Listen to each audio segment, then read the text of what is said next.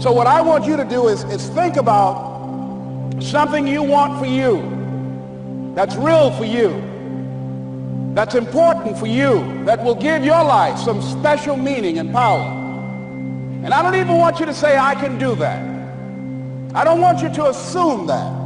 See, 5 years ago when I started out in this area, I would not have been able to make the mental leap that I would be up to where I am right now. I don't want you to begin to just psych yourself out. No. I want you to be able to say something to yourself that will enable you to maintain a level of integrity with yourself. That when you say this, even when you face tremendous setbacks, it will be a benchmark to keep you in the game, to keep you moving forward and experimenting and readjusting your strategy and your plan of action, continuously looking for ways to win. So what is that something? When you got an idea you want to move on, you might not have the money, you might not have the education, you might not have the support or the resources you need. What is that something that can keep us going, that will enable us to act on our dream? What's one of those keys that will begin to help us to discover the secrets to our dream? Here's what I want you to repeat after me, please, with power and conviction. Say, it's possible. That's all I want you to do when you look at your dream. Just say to yourself every day, it's possible. Just say that every day to yourself, it's possible. Because what does that do? See, it begins to change your belief system. See, the way in which we operate, ladies and gentlemen, it's a manifestation of what we believe, what's possible for us. Whatever you've done up to this point, all that it really is a duplication, it's a reproduction of what you believe subconsciously that you deserve and what's possible for your life. Most people operate out of their personal history, out of their memory, things they have done, things they've experienced, things they've seen, things that they have observed. What I'm suggesting that you operate out of a larger vision of yourself. I want you to see yourself doing what you want to do, experiencing what you want to experience, having what you want to have, doing what it is that gives your life some meaning and value. Operate out of your imagination, not your memory. Because whenever you look at where you want to go, I'm wanting to warn you, you will have some conversation back here after you go through the data that you've experienced in life saying you can't do it. And so what you want to begin to do is ignore that inner conversation. Well, most people, ladies and gentlemen, when something happens to them, what they do is they begin to believe that that's the way it is. That's the way it's always been. And they can't see the possibility of it being any different. Example, before April 1954, the common belief, the universal belief, because it had been tried again and again and again and people had failed, the belief was that man was not physically capable of breaking the 4-minute barrier, that he could not run a mile in less than 4 minutes. That was the belief on the planet. It had never been done. But here's what happened, ladies and gentlemen. Roger Bannister came along and he broke the 4-minute barrier. Now here's what's significant about that. Since that time, up to this day, over 20,000 people have done it, including high school kids. What changed? 20,000 people, what changed? Here's what happened when they got on the track. They knew it had been done. And because they knew it had been done, there was a new belief about this barrier, about this goal that was unreachable. And those 20,000 people got in a race believing, knowing in their heart that someone had done it, that it's possible, that they could do it. And I'm saying that if you know anybody that had some goal, some dream, something they wanted to do, and they did it, then I'm saying that you know in your heart that if someone has done it, then you can do it. It's possible. And that if someone can make their dream become a reality, that it's possible that you can make your dream become reality. And so as you begin to look at where you want to go,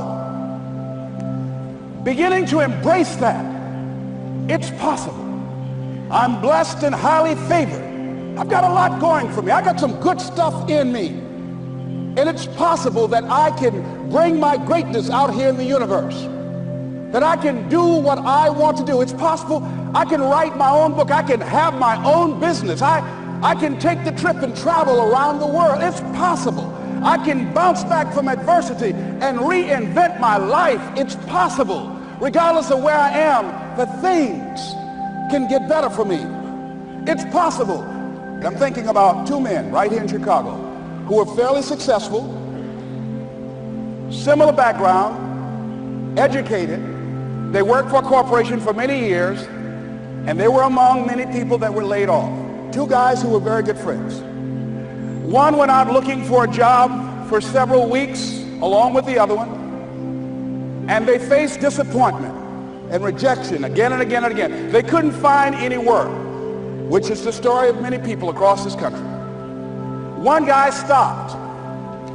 He became discouraged. He stopped going. He stayed home looking at television, became very argumentative and toxic with his wife, drinking beer, getting on the phone, talking to his other negative, unemployed friends. And he just gave up. The other guy kept looking for a job everywhere he could go. Every time he could get an opportunity, kept asking people, networking, checking the newspapers every day. Kept going everywhere he could, trying to find a job. You have too much education. You're overqualified. You won't be here long enough. He kept going. He kept going. He went to a place and said, look here, I tell you what, if you can't hire me, and I know you can use my talents, abilities, and skills, I don't want to sit home and do nothing. Just let me do some volunteer work. You don't have to give me anything, all right? I just want to work. I want to be busy. Guy said, okay, it's on you now, but don't expect me to give you anything. It's okay. This guy came in and worked. He was the first one there. The last one to leave was the best employee there. About 4 weeks later, one of the top managers quit. They were looking for a replacement. Guess who they selected? This other guy. This guy who was volunteering his time. He got the job. What was the difference between the two men? Eyesight and mindsight. Eyesight is judging on what you see, judging according to appearances. But mindsight is how you interpret what you see. One guy said, it's not possible, it's over, I'm finished. I can't do it. I can't make it. He surrendered.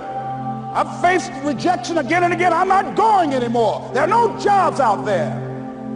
But this other guy, he felt that in spite of the no's and rejections, in spite of how bad the economy is, in spite of what the newspapers are saying, that it's possible that somebody somewhere will give me a job. He just kept going, thinking it was possible.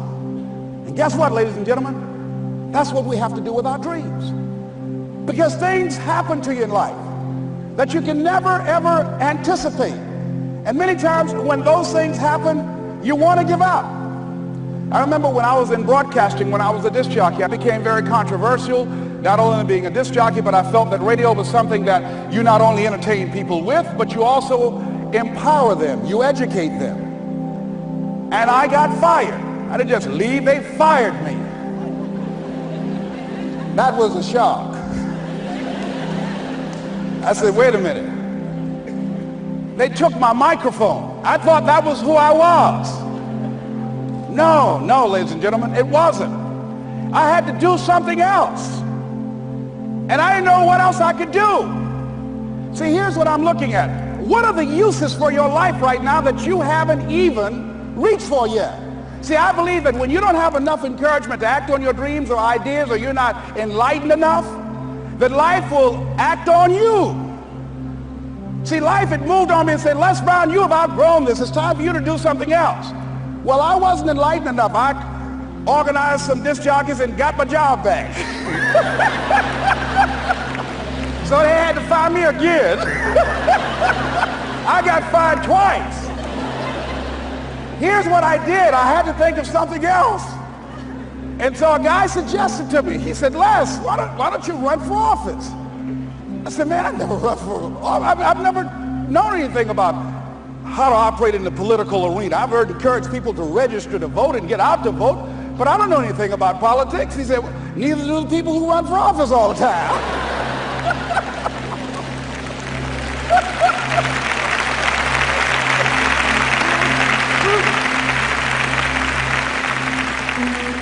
So I ran. Now here's what I'm suggesting. I ran. You got to do what you can where you are with what you have.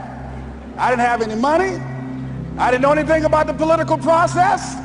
I didn't even have any support. But here's what the guy told me. It's possible you could win. That's all I had. I was running against an endorsed candidate. He was an incumbent. He had the newspaper support, all of the leadership in the community, and I was challenging this guy. So I had a saying when I was on radio, stand up for what you believe in because you can fall for anything. And I would go door to door. I have my kids on one side of the street. I would be on the other, and I'd knock on doors. Hello, my name is Les Brown. Tell everybody I'm still standing. They get on the phone. Child, Les Brown was to my house today. You know the boy on the radio with the big mouth? Yeah, they fired him out here. Say he's still standing. See, I'm saying just keep moving. Don't start feeling sorry for yourself. Don't spend time blaming and talking about what happened to you. See, whatever you talk about, that's what you multiply and expand in your life experience. So don't talk about stuff unless you want it to keep on happening to you, all right? So I got in that kind of action.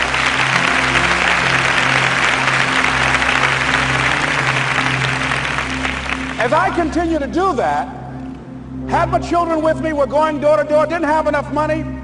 Eventually, we got close to the election and something happened that really surprised me. Guys who I thought were going to either support me or stay out of it, various powerful community leaders, they became involved in it and they endorsed my opponent. I felt devastated. Now that's going to happen to you when you're working on your dream. Things are going to happen that's going to catch you on the blind side. That was shocking to me. They didn't have to do that. All they had to do was just stay out of it. But here they go, come up in there messing with me. Now that's going to happen. There's some people who believe it's their personal business to stop you from living your dream, all right?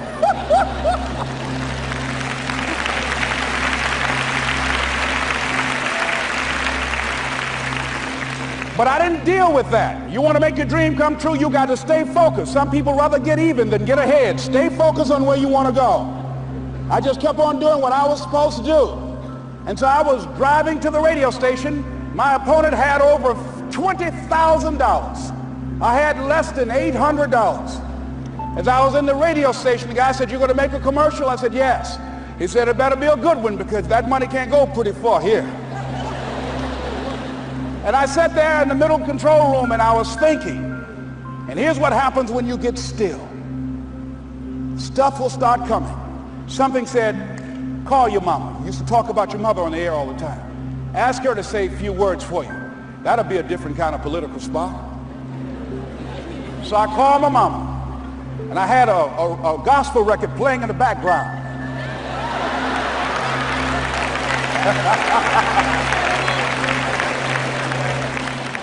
And then I had my mother say, "Hello, this is Mrs. Mamie Brown.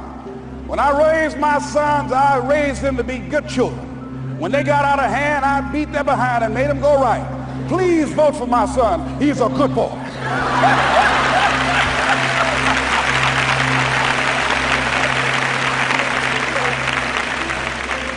Usually in the state representative race, maybe 3,000 or 4,000 people will come out to vote in a primary. In that primary race, over 27,000 people came out and voted and said, "I'm voting for Les Brown because his mama said he's a good boy." I won, ladies and gentlemen. I won.